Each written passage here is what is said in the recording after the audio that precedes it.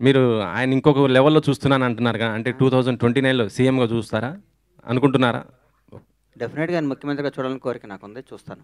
మీ పాత్ర నేను ఎలా ఉండబోతుంది? చనిపోయారు పాపం ఆయన మన ఆయన యూట్యూబ్ ఇంటర్వ్యూ చేశాడు. ఆయన పేరేందన్న? టీఎన్ఆర్ గారు. ఆ! మహానుభావుడు ఆయన. ఆయన ఒకరోజు మా ఇంటికి వచ్చి ఇంటర్వ్యూ చేశారు. హ్మ్. దాదాపు 10 ఏళ్ళు, 9 ఏళ్ళ నాడు, 8 ఏళ్ళు, 7, 8 ఏళ్ళ నాడు నేను చెప్పాను. ఆయన కరోనాలో చనిపోయారు.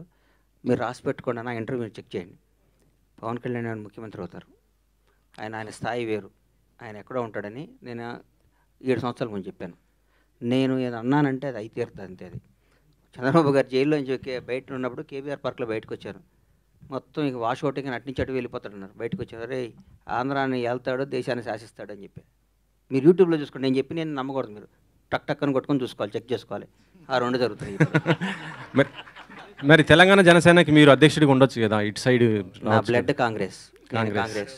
నేను రాజకీయాల్లో ఉంటే కాంగ్రెస్లో ఉంటా, లేకపోతే రాజకీయాలు మానే సినిమాలు తీసుకుంటా. మరి ఆయన వినండి, పవన్ కళ్యాణ్ గారు నా భగవంతుడి సమ్మానం. నేను కాంగ్రెస్ పార్టీ వాదిని, నేను సినీ నిర్మాతని. చిరంజీవి గారు అంటే నాకు ప్రాణం. నేను ఎప్పుడూ కాంగ్రెస్ పార్టీ అధికారంలో ఉండాలని కోరుకుంటాను. నాకు ఎప్పుడూ కాంగ్రెస్ పార్టీ అధికారంలో ఉండాలని కోరుకుంటున్నా. రాహుల్ గాంధీ ప్రధానులు కోరుకుంటున్నా. నేను కాంగ్రెస్. నేను ఉంటే కాంగ్రెస్లో ఉంటా, లేకపోతే కోళ్ళ వ్యాపారం, సినిమా వ్యాపారం చేసుకుంటా. కరెక్టే. రెండో దాంట్లో లేదు.